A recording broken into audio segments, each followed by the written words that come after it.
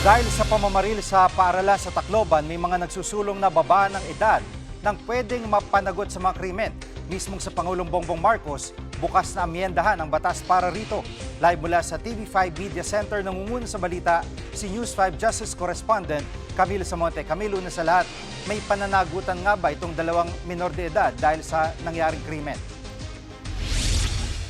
Jiggy, 15 years old and 1 day ang minimum age of criminal liability sa ilalim ng Juvenile Justice and Welfare Act. Ibig sabihin, walang pananagutan sa batas sa mga edad 15 anyos pababa na nakagawa ng krimen. Ang mga edad 15 years old and 1 day hanggang 18 years old naman, lusot din sa pananagutan maliban na lang kung mapatunayang ginawa nila ang krimen ng may discernment.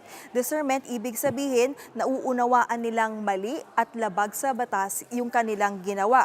So ibig sabihin, Jiggy, dito sa nangyaring pamamaril sa Tacloban, lusot sa pananagutan ang 14 anyos na suspect. Pwede namang papanagutin ang kasama niyang 15 anyos na suspect kung mapatunayang may discernment siya sa nangyari. Kailangan siyang suriin ng isang social worker para mapatunayan ito, at kung mapatunayang may discernment siya, posible siyang sumailalim sa juvenile proceedings at kakasuhan siya sa family court. Pero hindi siya agad-agad idediretso sa kulungan kung first-time offender. Pakinggan natin ang paliwanag ni Juvenile Justice Welfare Council Executive Director Atty. Tricia Claire Oco. Magpo-pronounce siya na guilty nga yung bata, pero hindi niya agad papatawan ng sentensya ng pagkakakulong. Kung first time ito ng bata na ginawa at hindi pa siya naka-avail dati ng suspended sentence, isususpend po yung sentence. Ilalagay po siya sa tinatawag nating Regional Rehabilitation Center for Youth. Pag siya po ay na-rehabilitate, maaari pong ma-dismiss yung kaso. Pero kung hindi po siya rehabilitated, pagdating niya po ng 18 or older, up to 21 po kasi yun, pwede na po siyang ilagay sa ordinaryong sa kulungan para i-serve yung kanyang sentence. At Camille, paano mangyayari dito sa 14 anyos na suspect? Jiggy, hindi makakasuhan itong 14 anyos na suspect dahil exempted siya sa ilalim ng batas. Pero bawal din siyang pakawalan. Isa sa ilalim siya sa intervention at rehabilitation programs dahil sa bigat ng kanyang krimen. Pakinggan natin muli si Atty. Oco.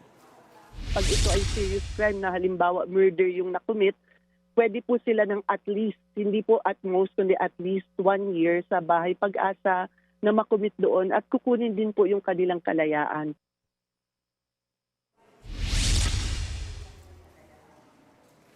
Para dito sa mga magulang ng mga minor de edad, meron din ba silang pananagutan? Jiggy, may pananagutan ng mga magulang kung mapatunayan na sila ay nagpabaya. At base sa Family Code, magulang ang may civil liability o responsable sa pinsalang idinulot ng kanilang mga minor de edad na anak. Kung mapatunayang ang magulang o ang isang nakatatanda ang nag-udyok sa bata na gawin ang krimen, posible rin silang maharap sa hiwalay na kasong kriminal. Jiggy. Camille, dahil sa pangyayari ay may mga nagsusulong ngayon na babaan yung criminal liability para sa mga bata na makakagawa nga ng krimen. Ano ang posisyon ng mga mambabata sa usaping ito?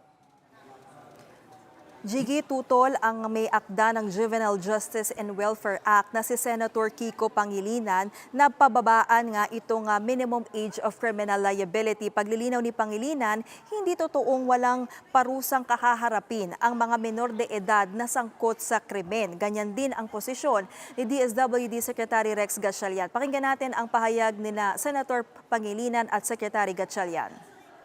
Itong dalawang na-involve sa kaso na ito ay hindi dapat pinapakawalan. Hindi totoong walang pananagutan. Maari pa nga na matanggalan ng kalayaan, involuntary confined for a minimum of 1 year. At doon naman sa may edad na lampas 15 anyos o 15 and above, kung alam na niya ang tama at mali, pwede siyang sampahan ng criminal case. Kung murder yan o homicide yan, mananagot. There is accountability. Merong pananagutan. Na hindi ako pabor. Kasi meron namang magiging criminal liability sa kaso na to, lalo dun sa 15-year-old. Kasi i-determine ng korte kung meron siyang discernment. Hindi naman mabubura yung criminal liability ng 15-year-old. Yung Malacanang, Camille, ano ang sinasabi sa isyong ito?